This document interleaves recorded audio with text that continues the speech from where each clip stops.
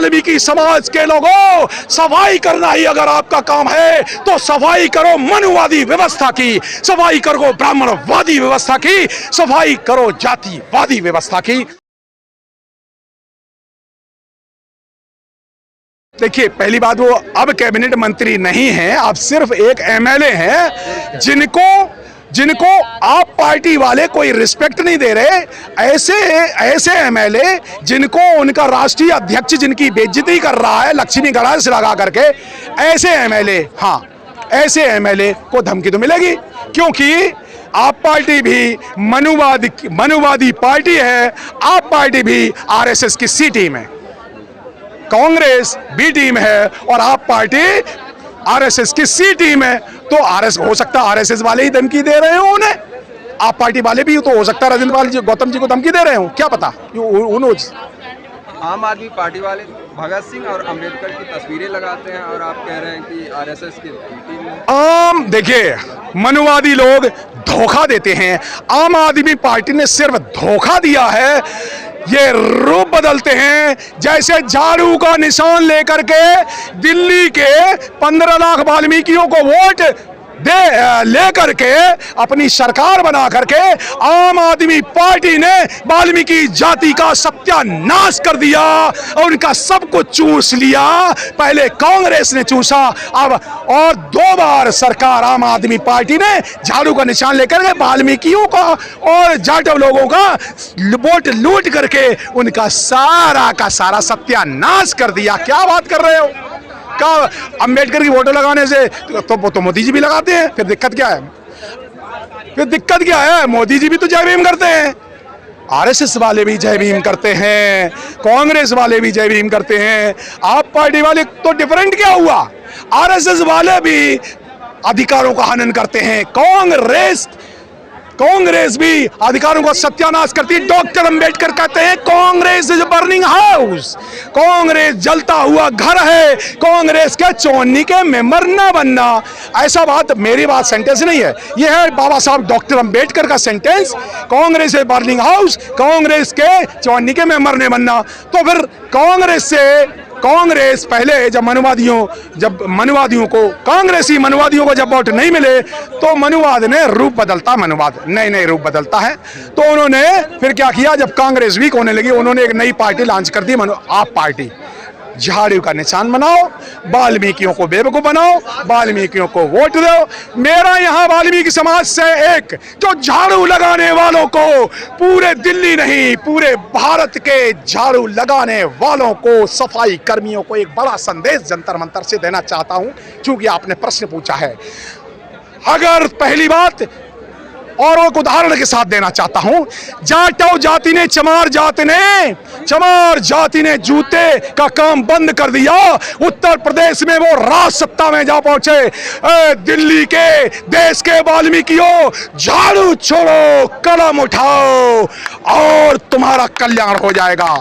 जिस दिन इस देश के वाल्मीकि जाति ने झाड़ू छोड़ा, जिस दिन उन्होंने सफाई करनी बंद कर दी, तो फिर जो ब्राह्मण लोग अभी जो गंदा करते हैं, ब्राह्मणवादी व्यवस्था के लोग, सभी ब्राह्मण लोग गलत नहीं है, कुछ उसमें प्रगतिशील लोग भी हैं, लेकिन हमारी बात ब्राह्मणवाद से हो रही है, जो इस समाज में जाति व्यवस्था फैला के समाज को गंदा करते हैं, जो जातियों की जेलों में कैद कर करके समाज को बर्बाद करते हैं, टुकड़ों में तोड़ते हैं, जो समाज को गंदा करते हैं, जो राजनीति को गंदा करते हैं, जो धर्म को गंदा करते हैं, उनकी सफाई करो। ऐ वाल्मीकि समाज के लोगों, सफाई करना ही अगर आपका काम है तो सफाई करो मनुवादी व्यवस्था की, सफाई करो ब्राह्मणवादी व्यवस्था की, सफाई करो जातिवादी व्यवस्था की। और वो सफाई का काम बाबा साहब अंबेडकर बता गए थे, 22 प्रतिज्ञाओं से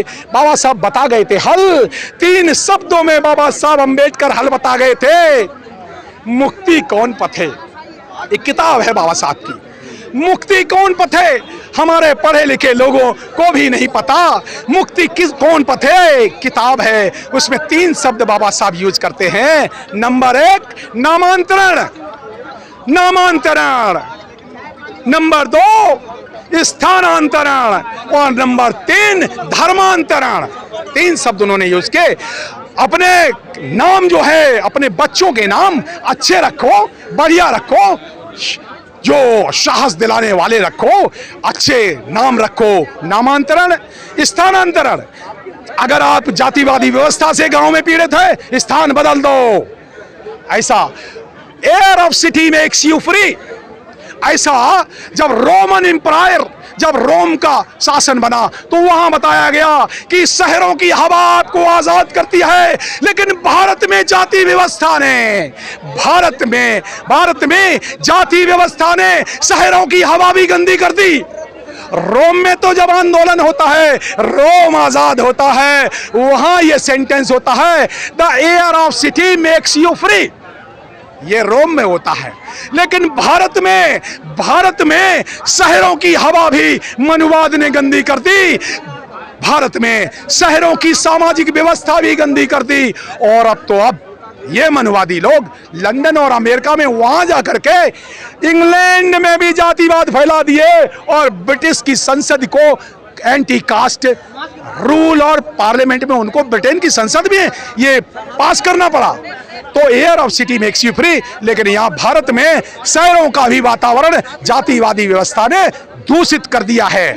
तो एक ही हल है, मुक्ति कौन पथे, बाबा साहब की 22 प्रतिज्ञाएं। और जो सामाजिक कार्यकर्ता कहते हैं हम समाज का काम कर रहे हैं, नकली अंबेडकरवादी लोग, नकली सामाजिक संगठन, नकली अंबेडकरवादी सामाजिक संगठन। ऐसा क्या है कि 25,000 संगठन, सामाजिक संगठन है, फिर भी ये अधिकार चले जा रहे हैं? तो मामला अब असली और नकली का है।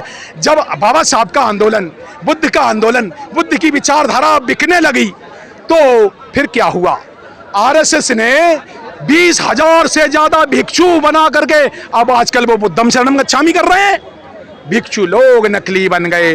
बाबा साहब अंबेडकर के नाम पर सभी जय भीम बोलने में लगे। भाई आरएसएस वाले भी तो जय भीम बोलते हैं, लेकिन जब मामला आता है बाबा साहब की 22 प्रतिज्ञाओं का, अरे जिस आदमी को सम्मान देते हो उसकी पहली प्रतिज्ञा से डर क्यों लगता है? मैं मान लूंगा बीजेपी वालों को भी कि वो अंबेडकर साहब को मानते हैं, अगर वो बाबा साहब की पहली प्रतिज्ञा बीजेपी के मंचों से कहना शुरू कर दूं। मैं मान लूंगा कि आप पार्टी बाबा साहब अंबेडकर, जो आप पार्टी बाबा साहब अंबेडकर और भगत सिंह का फोटो लगाती है, अरे इन्होंने ना अंबेडकर साहब को माना ना भगत सिंह को माना। भगत सिंह ने भी तो जाति के खिलाफ कितना बड़ा आंदोलन किया। भगत सिंह ने, आम आदमी पार्टी ने 2 फोटो लगाए, कांग्रेस गांधी का फोटो लगाती थी, इन्होंने भगत सिंह का लगा लिया और अंबेडकर का लगा लिया। अरे अंबेडकर का फोटो लगाते हो, फिर आपको बाबा साहब की 22 प्रतिज्ञाओं से मिर्ची क्यों लगती है? फिर आपने इस्तीफा क्यों ले लिया? मिस्टर केजरीवाल फिर गणेश और लक्ष्मी का फोटो नोटों पे लगाने की बात क्यों करते हैं? इसका मतलब देखिए, यूथ फॉर इक्वलिटी के मिस्टर केजरीवाल, जहां जेएनयू से उन्होंने शुरू किया था आंदोलन, हम तब से जानते हैं मिस्टर केजरीवाल जी को कि वो आरक्षण के तब खिलाफ थे, आज खिलाफ हैं। चलो 1 महीने के अंदर पंजाब की सरकार पूरा आरक्षण भर दे। पंजाब में आप पार्टी की सरकार है, ये अंबेडकर फोटो, भगत सिंह का फोटो लगा करके और शेड्यूल कास्टों का आरक्षण खा रहे हैं। कैसे अंबेडकरवादी है? नकली अंबेडकरवादी हैं। आम आदमी पार्टी के लोग, आम आदमी पार्टी ये आरएसएस की सी टीम है। क्या है? आम आदमी पार्टी कह रही है कि कट्टर ईमानदार है वो। अच्छा, अगर ईमानदार हैं, अगर तो ईमानदारी व्यवहार में दिखाओ ना।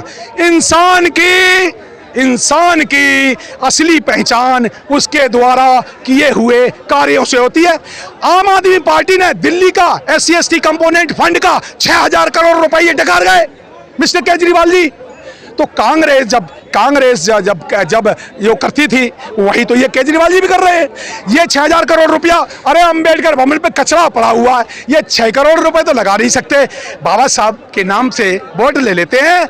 इन्होंने शेड्यूल कास्ट के लोगों के अधिकार खत्म किए, इन्होंने उनका धन लूट लिया कॉन्स्टिट्यूशनल प्रोविजन में।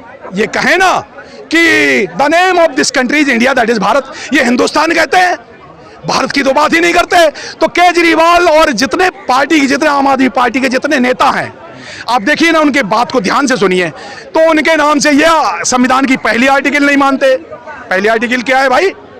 पहली आर्टिकल है the name of this country is India, that is Bharat. तो फिर आम आदमी पार्टी के लोग भारत की जगह हिंदुस्तान क्यों कहते हैं, बताइए ना आप। इसलिए ये आम आदमी पार्टी के लोग ना तो बाबा साहब का संविधान मानते हैं, और फिर बाबा साहब ने संविधान लिखा था, अगर मानते हैं फोटो ना लगाओ, एक काम कर लो ना, नोट पे फोटो की बात कर लो ना।